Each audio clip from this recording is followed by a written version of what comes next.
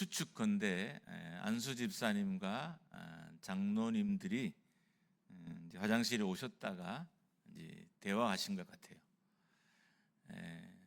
그러니까 이제 어버이날이었잖아요.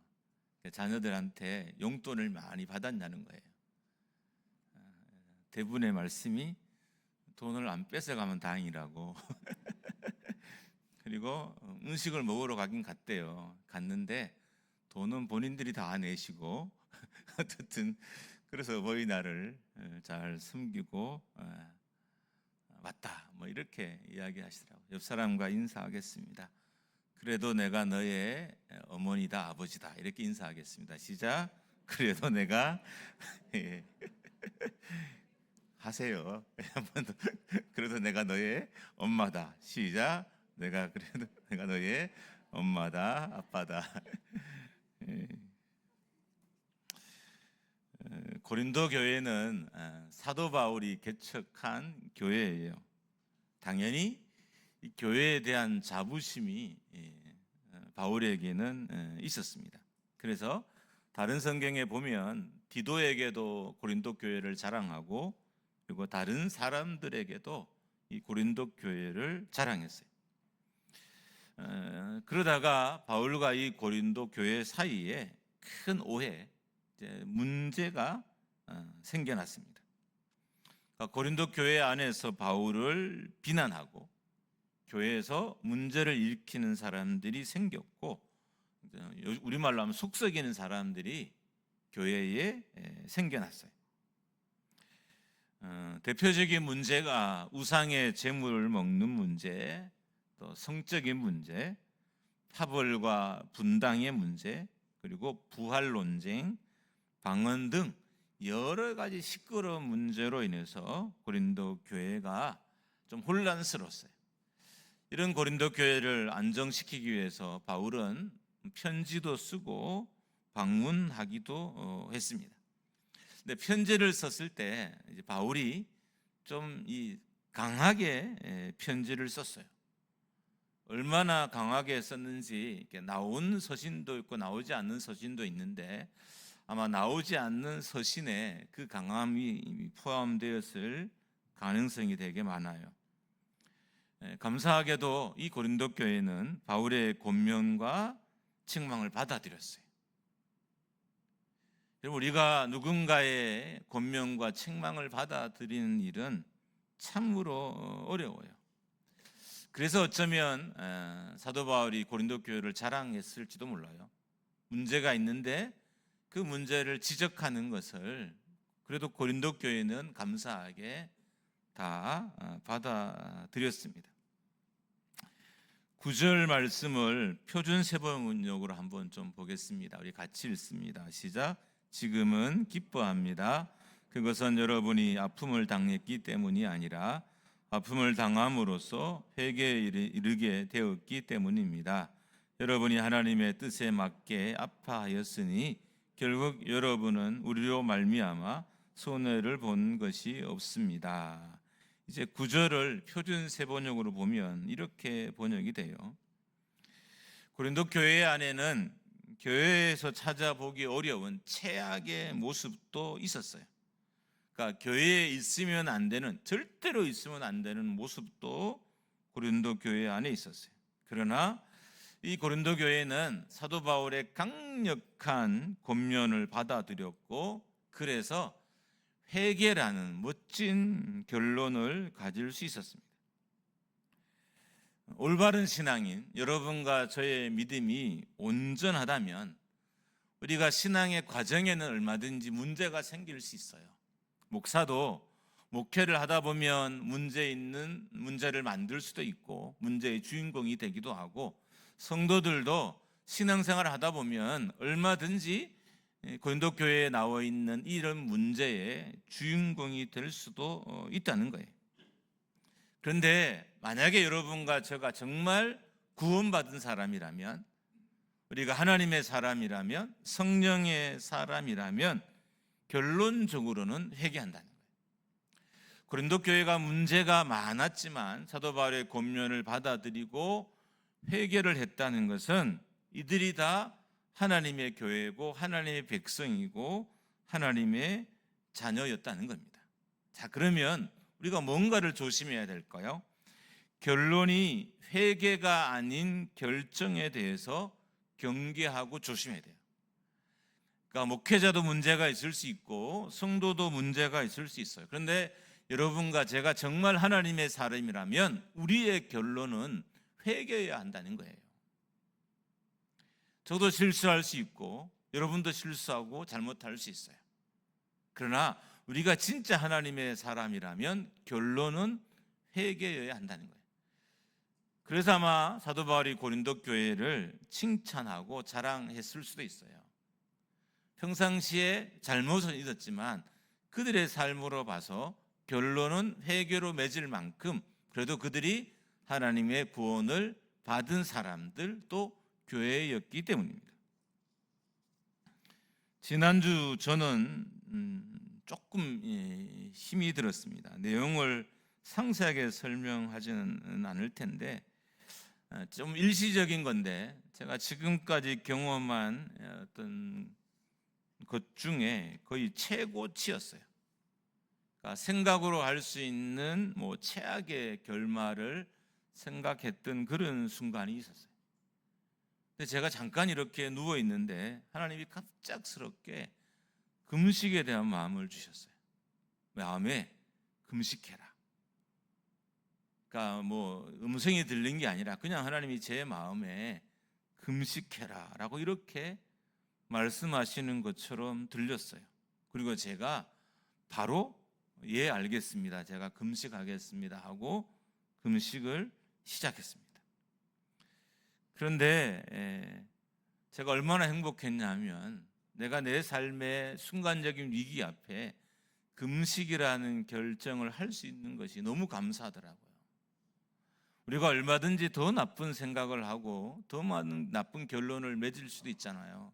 근데 제가 금식이라는 결정을 했다는 이것이 저에게 큰 위로가 됐습니다. 목회자든 성도든 우리가 목회하다가 또 세상을 살다가 어려움을 당할 수 있잖아요. 내가 그 문제의 주인공이기도 하고 또 내가 누군가로부터 어려움을 당하기도 해요. 그렇지만 우리의 결론은 회개이고 우리의 결론은 돌이키며야 한다는 거예요. 결론은 하나님이 기뻐하시는 것이어야 합니다.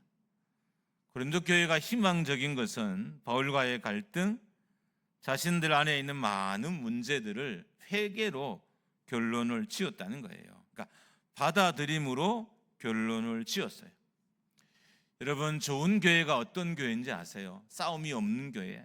교회는 싸움이 없을 수 없어요. 여러분, 우리가 있는데 안 싸우겠어요? 옆 사람과 인사하겠습니다. 내가 있는데 안 싸우겠습니까? 시작. 내가 있는데 맞잖아요. 내가 있는데 안 싸우겠냐고요.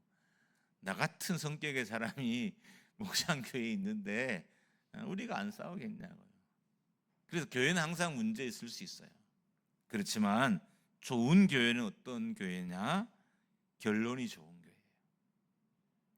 좀 문제는 있을 수 있어도 결론이 좋으면 좋은 교회인 거죠. 성도도 마찬가지예요.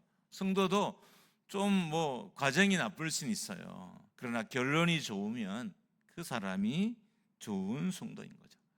고린도 교회가 위대한 것은 회개라는 좋은 결론을 내릴 수 있었기 때문입니다. 문제가 있는 교회지만 고린도 교회는 좋은 교회였어요. 바울의 책망으로 고린도 교회가 좀 충격을 받은 것 같아요. 바울의 자랑이라 그랬잖아요. 그런데 바울이 편지로 또 방문해서 엄청나게 세상적인 말로 막 지적을 하고 경고를 하고 했던 것 같아요. 이것 때문에 이 사람들이 큰 충격을 받은 거죠. 내가 누군가에게 지적을 받는 일도 쉬운 건 아니에요. 충격인 거죠. 왜? 대부분의 사람들은 자기의 삶, 자기의 생각이 바르다고 생각해요. 근데 누가 등장해서 틀렸다라고 말하면 이게 충격인 거예요. 대부분 지금 여러분이 말하고 생각하는 건 여러분이 20년 동안 30년 동안 쌓아온 거예요. 어느 날 목회자가 어느 날 내 주변의 사람들이 잘못됐다라고 말하면 당연히 그게 충격이, 왜 30년의 삶이 송두리째 무너지는 거잖아요. 내가 주장해왔던 내 생각이 무너지는 거잖아요. 그래서 누군가의 책망을 받아들이는 일이 엄청나게 어렵습니다. 그래서 근심하게 됐다는 거예요. 10절 초반절에 보면 좀 독특한 표현이 있어요. 하나님의 뜻대로 하는 근심. 표준 세번역으로 보면 하나님의 뜻에 맞게 아파하는 것은 이라고 번역이 됐습니다.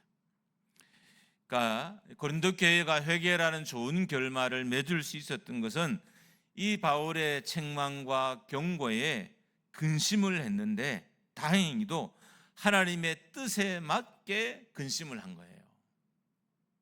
그래서 회개라는 좋은 결말을 맞을 수 있었고 구원에 이르게 됐다라고 고백합니다. 사망에 이르지 않았다는 거예요. 그러니까 이런 문제로 인해서 내가 사망에 이르지 않았고 교회가 사망에 이르지 않았고 반대로 회개의 구원의 자리에 이르렀다라고 합니다. 여러분, 우리가 근심을 하되 하나님 뜻 안에서 하나님 뜻대로 근심을 해야 돼요. 그래야 해피엔딩을 맞을 수 있습니다. 하나님의 뜻대로 하는 근심과 세상 근심은 많은 차이가 있어요. 세상 근심은 사망에 이르게 하고 하나님 뜻대로 하는 근심은 후회할 것이 없는 구원에 이르게 하는 회개를 경험하게 한다는 거예요. 그러니까 하나님의 뜻대로 하는 근심은 회개의 자리에 이르게 하고 하나님 뜻대로 하지 않는 근심은 우리를 사망의 자리로 이끈다는 거예요. 그럼 우리가 내 삶의 문제로 인해서 고민하고 근심하고 걱정하되 하나님 뜻 안에서 하나님 뜻대로 해야 한다는 의미입니다. 자, 그러면 하나님 뜻대로 하는 근심은 어떤 걸까요? 하나님 앞에서 하나님 말씀에 자신을 비추어 보면서 몸부림치는 것을 의미해요. 하나님의 말씀에 순종하려고 애쓰고 노력하는 것을 의미해요. 하나님의 말씀대로 살기 위해서 몸부림치는 것을 의미해요. 이런 노력은, 이런 근심은 우리를 결국 회개의 자리에 이끈다는 거예요. 하나님이 없는, 하나님의 말씀이 없는 근심은 우리를 사망으로 이끌지만 하나님의 말씀이 있는, 하나님이 있는 근심은 우리를 회개의 자리로 이끕니다. 세상 근심, 그러니까 하나님 없는 근심이죠. 말씀 없는 근심이에요. 이 근심은 영적인 절망에 여러분과 저를 이르게 하고 그리고 사망의 자리에 이르게 합니다. 우리의 영혼과 삶을 더 최악으로 만들어요. 여러분, 대표적인 근심이 어떤 게 있을까요? 여러분과 제가 맞이하는, 겪고 있는 삶의 힘듦이에요. 삶이 힘든 거죠. 우리 삶이 힘들지 않은 공간이 어디 있던가요? 결혼하면 막 좋을 것 같았는데 결혼하고 나니까 뭐 힘든 것이 한두 가지 아니에요. 아이를 키우고 낳고 키우는 것도 힘들고 남편과 아내가 되는 것도 힘들고 부모가 되는 것도 힘들고 돈을 벌어서 가족을 먹이는 것도 힘들고 직장 생활하는 것도 힘들고, 그러니까 삶의 힘듦이 정말 다양한 모습으로 우리 인생 가운데 있어요. 그래서 우리가 괴롭힘을 당하며 살아갑니다.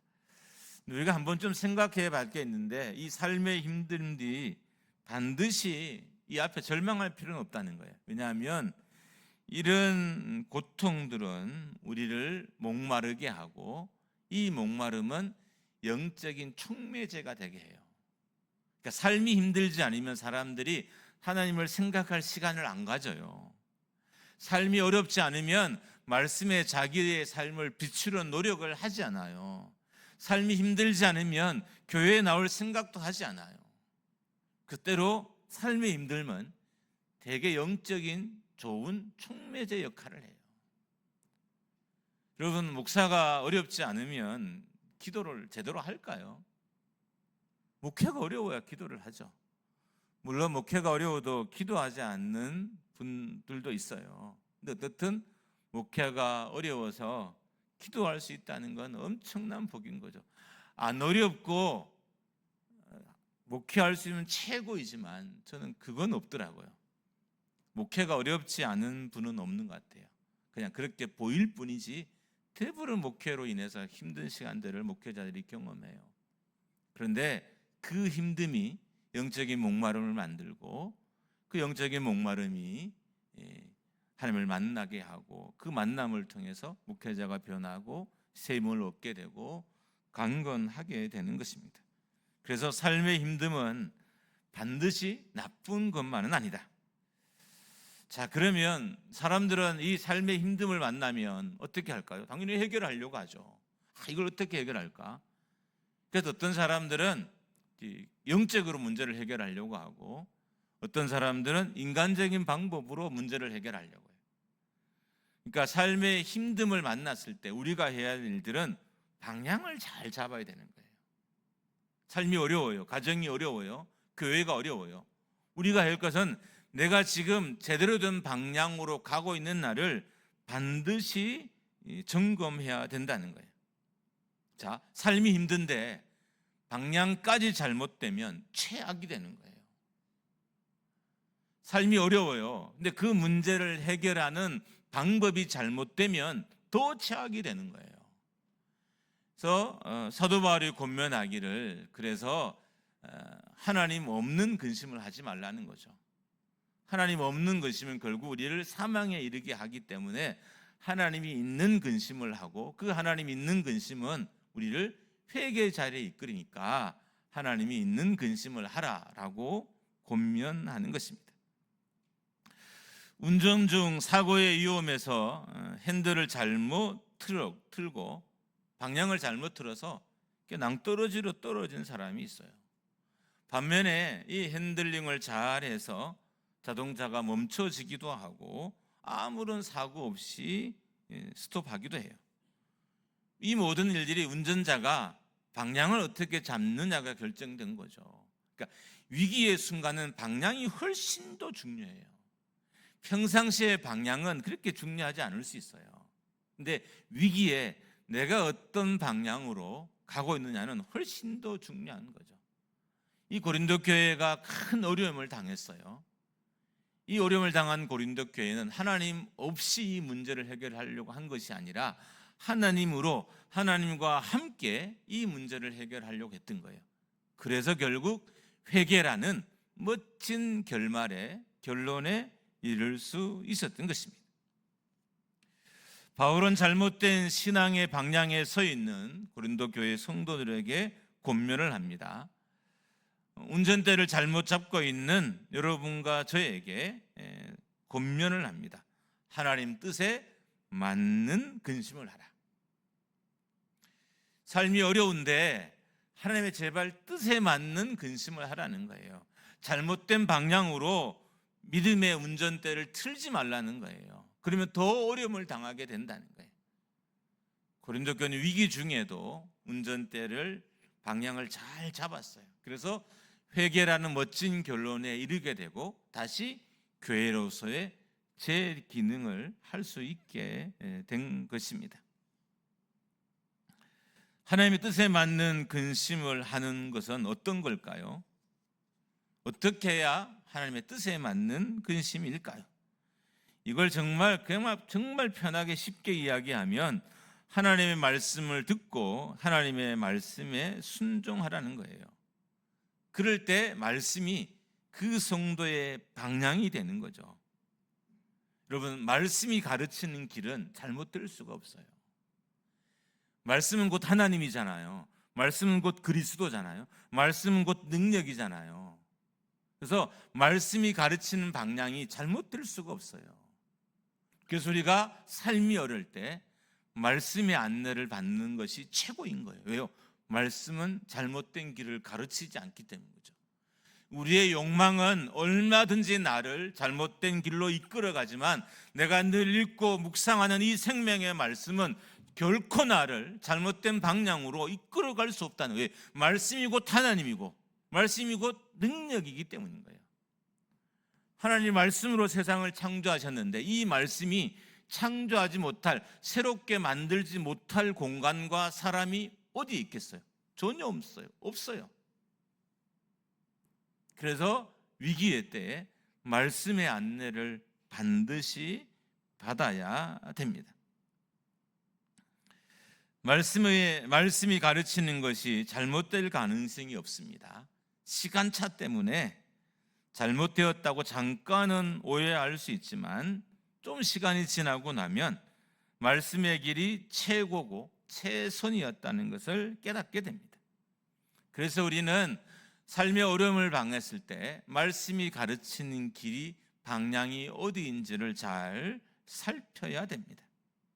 그럴 때 그 말씀이 여러분의 방향이 되고, 말씀이 여러분의 능력이 되고, 말씀이 여러분의 답이 되는 것을 경험해요. 그러니까 삶이 어려운데 말씀을 가까이 하잖아요. 이 사람은 지금 잘못된 방향으로 핸들을 틀고 있는 거예요. 말씀이 어려운데, 삶이 어려운데 말씀이 들리지 않아. 이 사람은 회개 없는 자리로 갈 확률이 훨씬 더 높아요.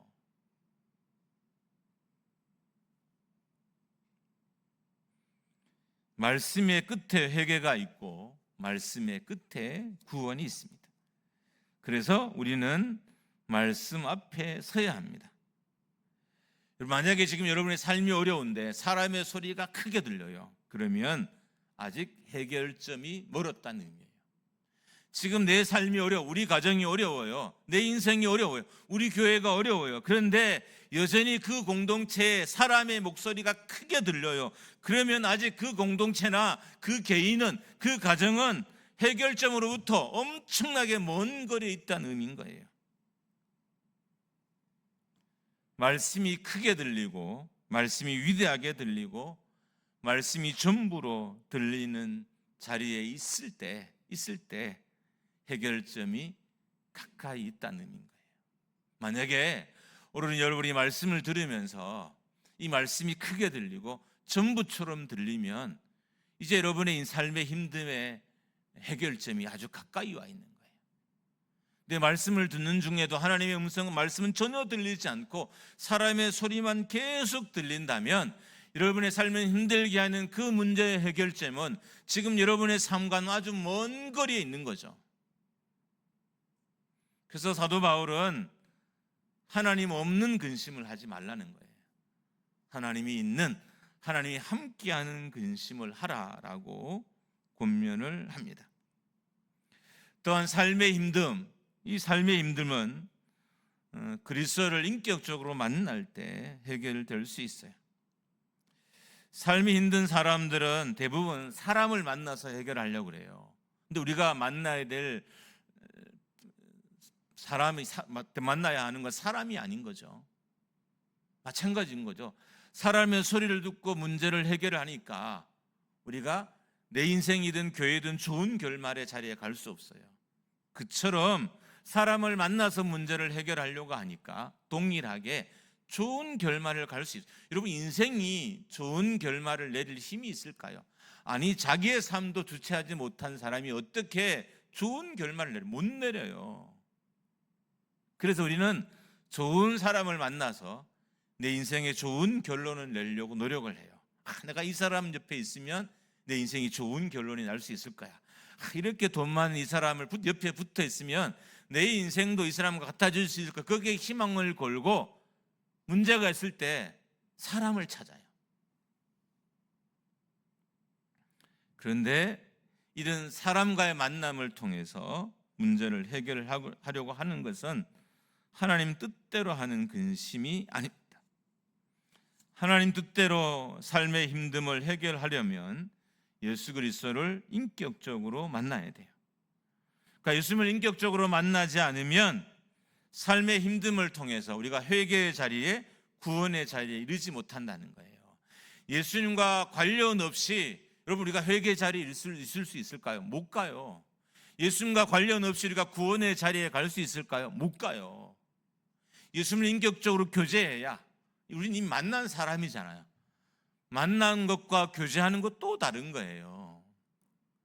여러분, 우리가 남녀가 한 번 만났다고 그 사람이 잘 교제하는 게 아니잖아요. 매일 만나야 교제하는 거죠.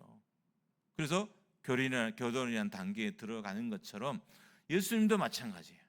예수님을 한 번 만난다고 내 인생의 문제가 다 해결되는 게 늘 인격적으로 예수 그리스도의 만남 안에 우리가 있어야 된다는 것입니다. 예수님 없이 삶의 힘듦은 극복되지 않습니다. 십자가 없는 삶의 힘듦은 온전해질 수 없습니다. 예수 그리스도의 부활이 없는 삶의 힘듦에서 벗어날 능력을 얻을 수 없어요. 그러니까 우리에게 필요한 건 예수님의 말씀이고 예수님의 능력이고 예수님 그 자체인 것입니다. 그러므로 힘들 때 우리가 만나야 할 것은 사람이 아니라 예수 그리스도인 거죠. 어떤 예수님? 말씀하신 그리스도, 인도하시는 그리스도, 책망하시는 그리스도, 함께하는 그리스도를 우리가 만나야 삶의 힘듦에서 벗어날 수 있는 거예요. 많은 성도들이 삶의 힘듦의 순간을 만났을 때 사람으로 문제를 해결하려고 해요. 그런데 알다시피 사람은 자기의 문제도 해결하지 못하는데 우리가 누가 남의 문제를 해결할 수 있겠어요? 당연히 해결이 안 돼요. 그래서 사람을 만나서는 회개라는 좋은 결말도 내릴 수 없고 구원이라는 좋은 결말도 내릴 수 없어요. 우리가 정말 회개라는 좋은 인생의 결말을 맞으려면, 구원이라는 좋은 결말을 맞으려면 예수 그리스도를 만나야 되는데, 말씀으로 만나고 나를 책망하실 그리스도 예수 그리스도를 만나고 인도하신 그리스도를 만날 때 가능하다는 것입니다. 여러분, 말씀을 가까이 하면 좋을까요? 괴로울까요? 일단 괴롭습니다. 그러니까 괴로움 후에 좋음이 와요. 말씀을 만날 때 처음부터 좋진 않아요. 괴로움이 와요. 괴로움 후에 좋음이 옵니다. 예수님을 인격적으로 만나면 어떤 일이 벌어질까요? 괴로워요.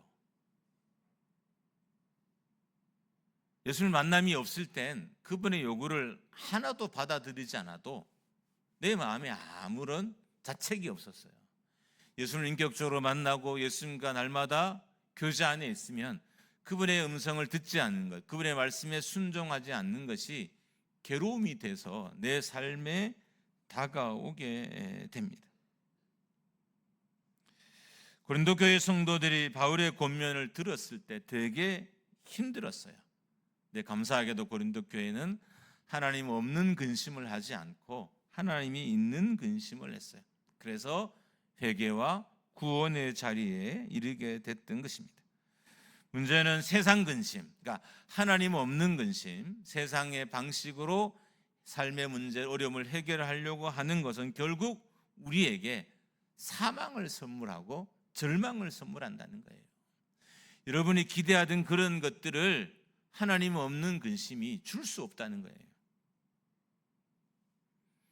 어려움 앞에 교회가 무너지는 것은 세상 방법으로 근심했기 때문이죠. 어려움 앞에 성도의 삶이 무너지는 것도 세상 방식으로 근심했기 때문인 거예요. 하나님의 방식으로 근심해야 회개하게 되고 우리가 다시 살아나게 돼요. 교회가 어려울 때 하나님의 방식으로 근심해야 돼요. 삶이 어려울 때도 하나님의 방식으로 근심해야 돼요. 그럴 때 하나님이 그 교회와 성도들에게 회개와 구원이라는 멋진 영적인 선물들을 허락해 주시는 것입니다. 힘듦 앞에서 성도가 무너지는 것, 절망에 이르게 되는 것은 세상 근심을 했기 때문입니다.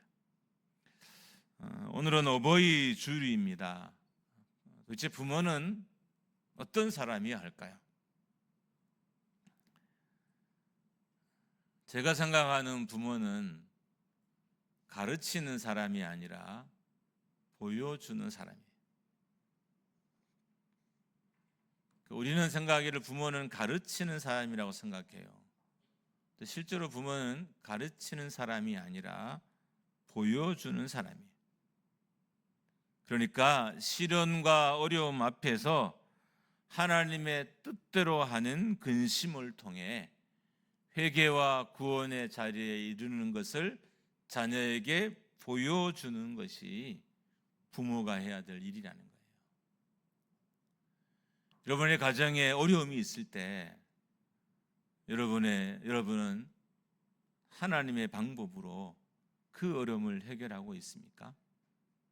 만약 여러분이 세상의 방법, 세상 근심으로 그 문제를 해결하고 있다면 누가 보고 있을까요? 자녀들이 보고 있어요. 그 자녀들은 삶에 힘듦이 오면 세상 방식으로 해결하려고 할 거예요. 좋은 부모란 보여주는 부모인 거죠. 그러니까 하나님의 방법으로 근심해서 회개의 자리에 이르고 구원의 자리에 이르는 것을 보여주는 것이 부모예요.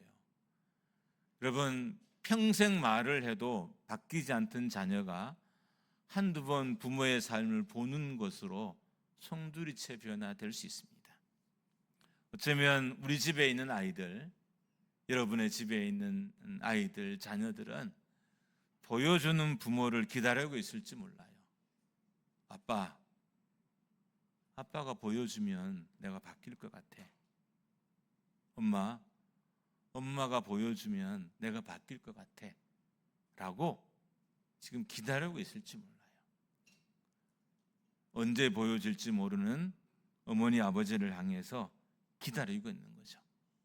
엄마, 아버지가 세상 방식이 아닌 하나님의 방식으로 문제를 해결해내고 그리고 회개의 자리에 이르고 하나님의 구원을 경험하는 것을 두 눈으로 볼 때까지 자녀들이 기다리고 있을지도 몰라요. 만약 여러분이 보여주면 자녀들은 그들이 만나는 근심을 크게 두려워하지 않을 거예요. 왜요? 아빠가 이겼잖아요. 엄마가 이겨냈잖아요. 두려워하지 않는 거죠. 우리 집에는 이김의 증거가 있잖아요. 이김의 증인이 있잖아요. 말씀으로 세상을 이긴 부모가 우리 집에 있으니까 자녀들이 당연히 두려워하지 않죠.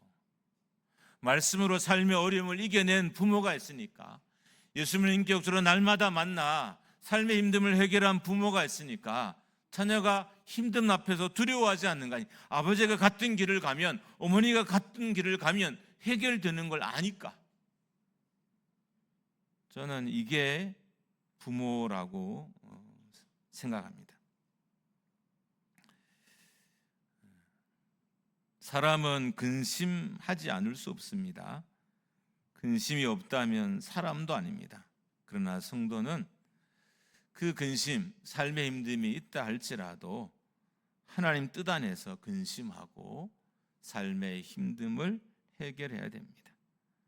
그래야 우리의 방향이 잡히고, 방향이 잡히면 영향력이 생기고, 영향력이 생기면 변화가 일어나고, 우리는 그 끝에서 하나님의 놀라운 구원을 경험하게 됩니다. 그리고 구원에 이르게 하는 회개를 경험하게 됩니다. 여러분의 근심의 끝에 회개가 있기를 축복합니다. 할렐루야. 여러분의 근심의 끝에 하나님의 구원의 손길이 있기를 축복합니다. 우리가 하나님의 방법을 따라서 근심하시면 됩니다. 세상 근심은 여러분과 저를 절망케 하고 사망의 자리에 이끌 거예요. 아무쪼록 우리 교회의 근심의 끝에 회개가 있기를, 하나님의 구원의 강력한 역사가 있기를 주님의 이름으로 축복합니다.